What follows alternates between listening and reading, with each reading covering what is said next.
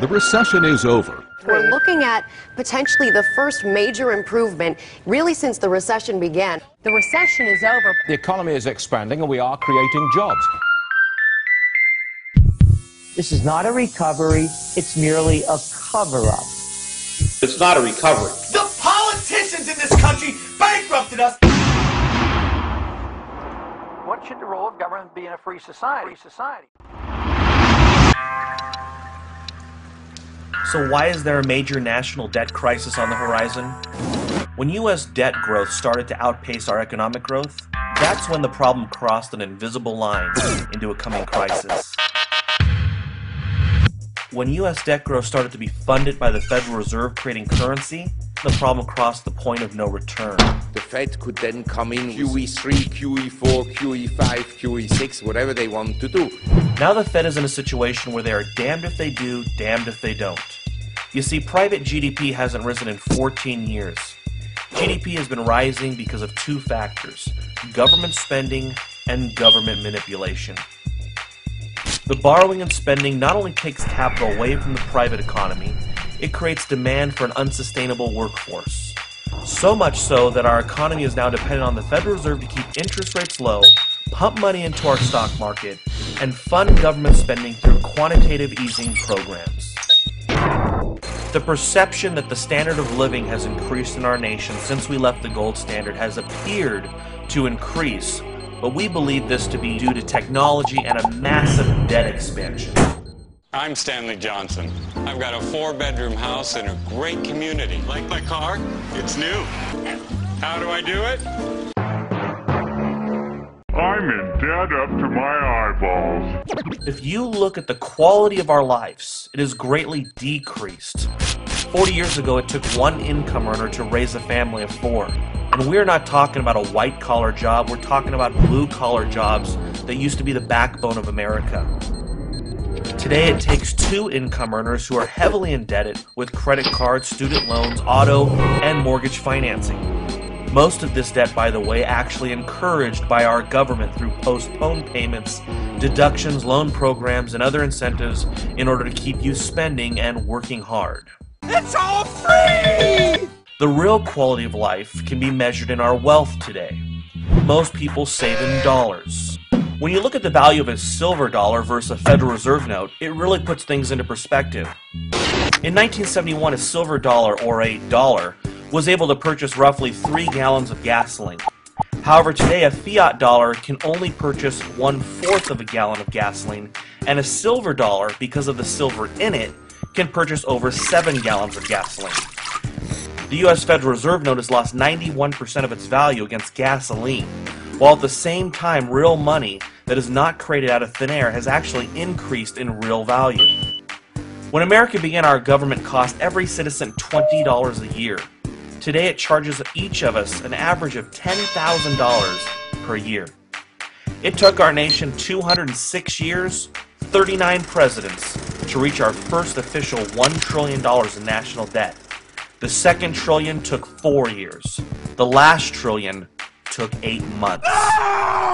It's because today, Americans of different beliefs came together again. In the final hours before our government would have been forced to shut down, leaders in both parties reached an agreement that will allow our small businesses to get the loans they need. Now, as far as our government cutting expenses, very unlikely.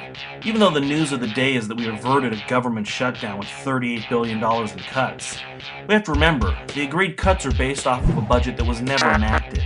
In fact, total approved spending is actually larger than it was in 2010, by about $300 billion. So our government just agreed to spend and borrow more.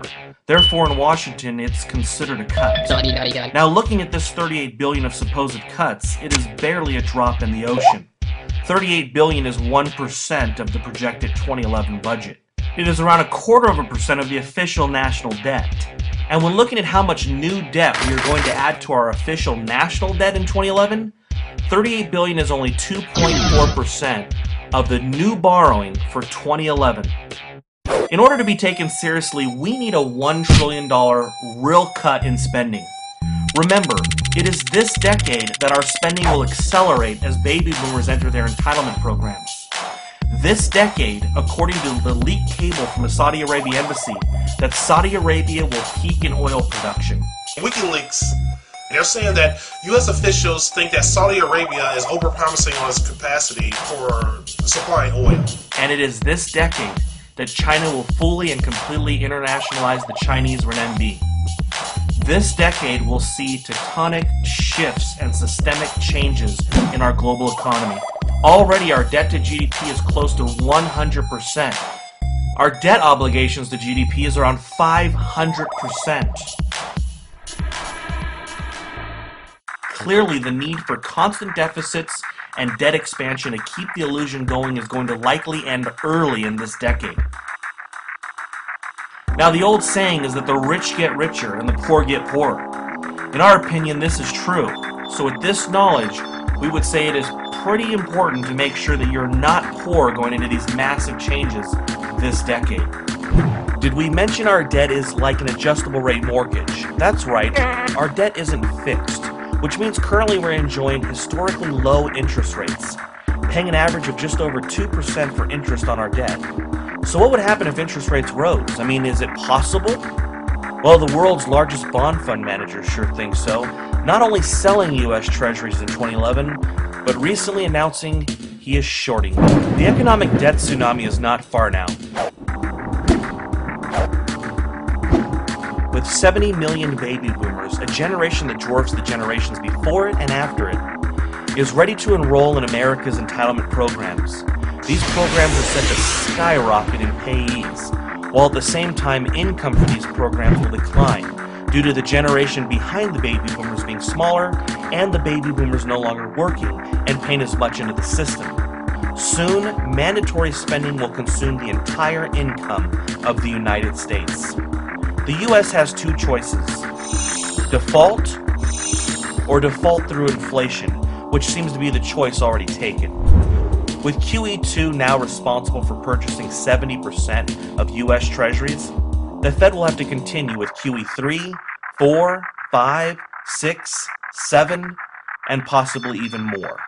And we may drop 10-15%, and then QE3 will come, and QE4, QE5, QE6. Oh. So you went all, what did you get to, QE8? I don't think anyone talked about QE8 yet, Mark. But actually, I made a mistake. I meant to say QE18.